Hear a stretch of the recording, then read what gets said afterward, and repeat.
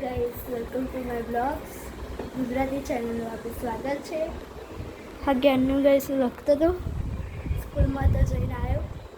આ હોમવર્ક બધું આપે તો લખે. હવે ગાઈસ હું નીચે જોઉં છું. વિશ્વ કદાચ આવી ગઈ હશે અને મળ્યા નહીં.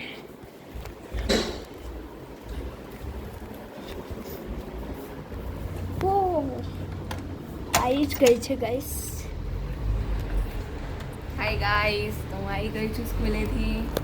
તો તમને અમારા બ્લોગ્સ કેવા લાગે છે ગાઈસ? તો હું આવી ગઈ છું હવે. તો હવે થોડીક વાર હું રિલેક્સ કરીશ. રિલેક્સ થઈને પછી હું બેસીશ વાંચવા. હવે તો ભાઈ થોડીક વાર ફોન જોવાનો અને ટીવી જોવાની. ત્યાં સુધી હું બેગને હું મૂકી દઉં ગાઈસ. પછી હું તમને મળું ગાઈસ. તો ગાઈસ, મારા ભાઈને કામથી બહાર ગયા છે અને હું રૂમમાં છું એકલી. એટલે છે ને, હું રૂમમાં હોઉં ને એકદમ, એટલે આમ છુટ્ટી. અત્યારે હું ગઈશ ભણવા બેસી હતી. તમે જોઈ શકો છો, હું એસએસની લખતી હતી. તો હવે હું થોડીક વાર રિલેક્સ થઈશ, થોડોક આરામ કરીશ, થોડીક મસ્તી કરીશ ત્યાં સુધી એ લોકો ના આવે ત્યાં સુધી.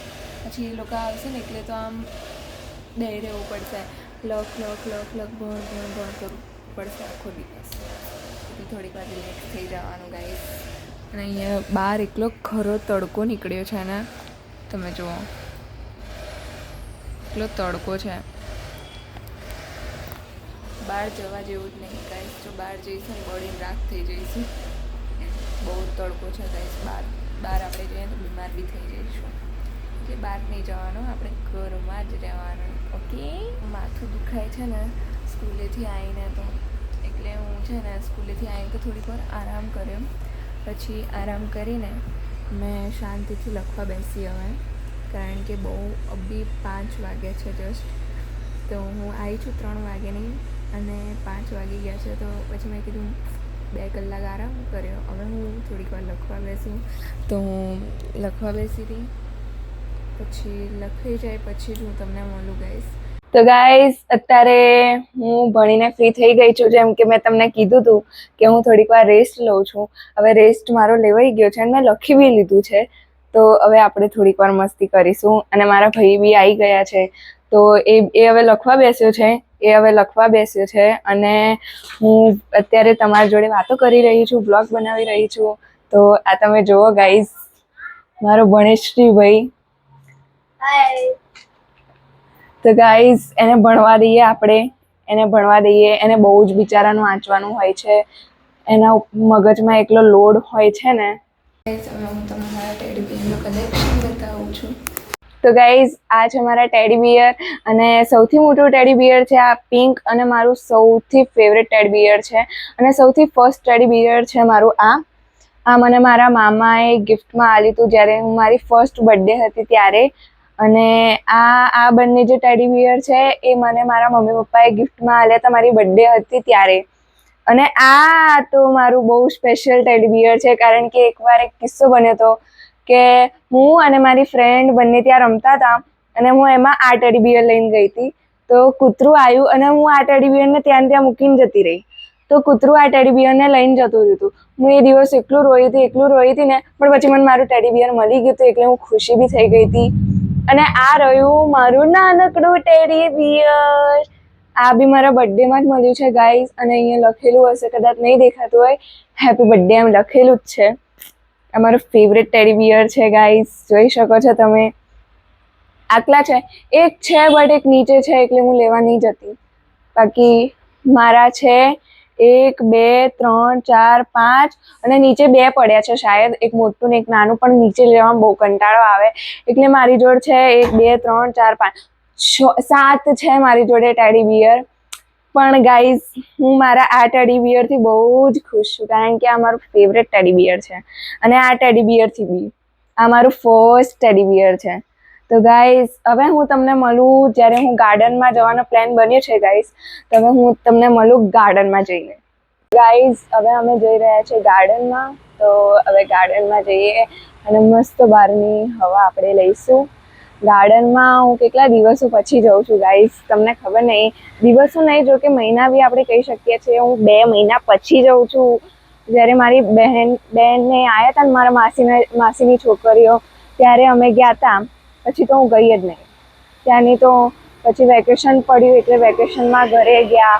ઘરેથી આવીને પછી સ્કૂલોને એવું ચાલુ થઈ ગયું ને પછી અમે ગયા જ નહીં કદી. એટલે આજે જઉં છું હું, આજે સાંજે. અને અમે 3 જણ જ જઈએ છીએ ગાઈસ. તો હવે મસ્ત બહારની હવા લેતા લેતા જઈએ. તમને બહારનું વ્યૂ બતાવું, પણ થોડીક વાર રહીને પછી બતાવું, કારણ કે અત્યારે અહીંયા બહુ અવાજ થાય છે. તો હું તમને ત્યાં પહોંચીને મળું.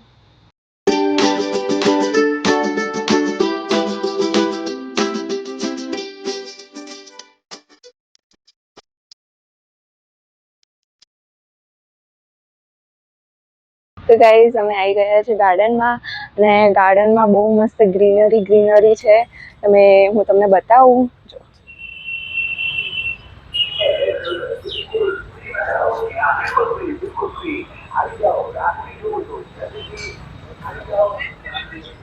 બહુ મસ્ત ગાઈઝ ગ્રીનરી છે અહીંયા આગળ. તમે જોઈ શકો છો કે બાજુમાં બી નહેર છે. ફૂલ પાણી છે ગાઈઝ. પહેલા વરસાદ નતો પડતો ને એટલે ગાઈઝ પાણી હતું જ નહીં, અને અત્યારે ફૂલ પાણી છે.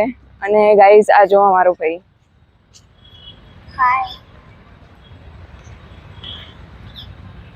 તો અમે આટલા જણ ચાલવા આવ્યા છીએ.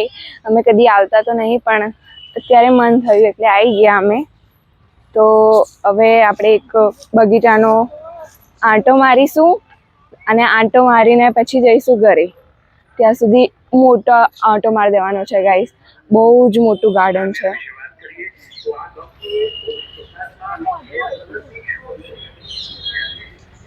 બહુ જ મોટું ગાર્ડન છે ગાઈસ, બહુ જ મોટું. તો આપણે હવે થોડુંક ચાલીએ. હું તમને મળું 5 મિનિટ પછી. તો ગાઈસ હવે અમે આંટો મારીને આવી ગયા છે. અહીંયા જો રમે છે બધા નાના બાળકો. ફૂટબોલ, ને એવું રમતા જ હોય છે. વોલીબોલ રોજ મેચ લગાડે છે. અહીંયા મેચ હોય છે, પણ અમે આવતા જ નહીં. અમે અહીંયા 2 મહિનામાં એકવાર આવ્યા છીએ. તો દરરોજની કઈ વાત છે, દરરોજ તો આવીએ જ નહીં અમે. તો હવે ગાઈસ અમે જઈ રહ્યા છીએ. આજે સિરિયસ મારે લોંગ બ્લોગ બનાવવાની ઈચ્છા હોય ને, તો એક દિવસે મારે હોમવર્ક આવી જાય છે. તો પછી હોમવર્ક બી કરવાનું હોય છે અને બ્લોગ બી બનાવવાનો હોય છે, પણ હું મારી રીતે એડજસ્ટ કરી દે છે. છું. એટલે હું હવે ઘરે જઈને હોમવર્ક કરીશ. તો હું તમને મળું બગીચાની બહાર. તો ગાઈઝ હવે અમે ઘર તરફ જઈ રહ્યા છીએ. તો હવે અમે અહીંયા પારિજાત અંશની આગળથી જઈ રહ્યા છીએ. અને તમે આ જોઈ શકો છો સાંજનું વ્યૂ. તો આવો વ્યૂ હોય છે ગાઈઝ અમારા નડિયાદનો. તો અમે હવે ઘરે જઈએ, અને ઘરે જઈને ડાયરેક્ટ હું તમને મળું. પછી હું લખવા બેસીશ, પછી લખીને હું તમને મળીશ.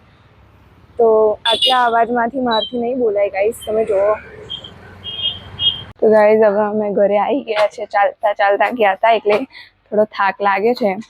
તો અમે ઘેર આવી ગયા છે ગાઈઝ, અને મમ્મી આવશે ગાઈઝ હવે. અમારી માતાશ્રી. મમ્મી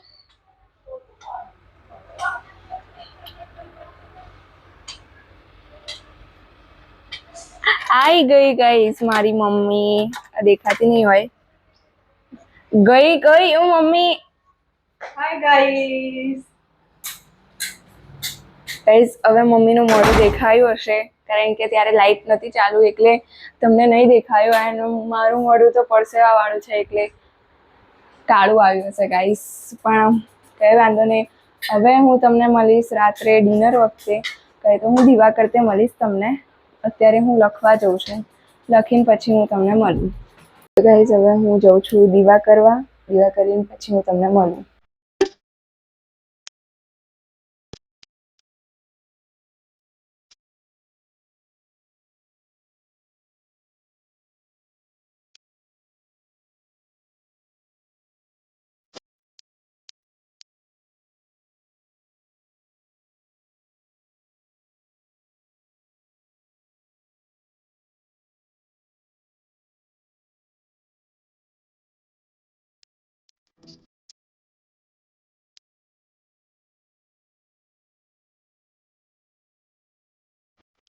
હવે ગાઈસ અમે નીચે જઈ રહ્યા છીએ. ખાવાનું થઈ ગયું છે.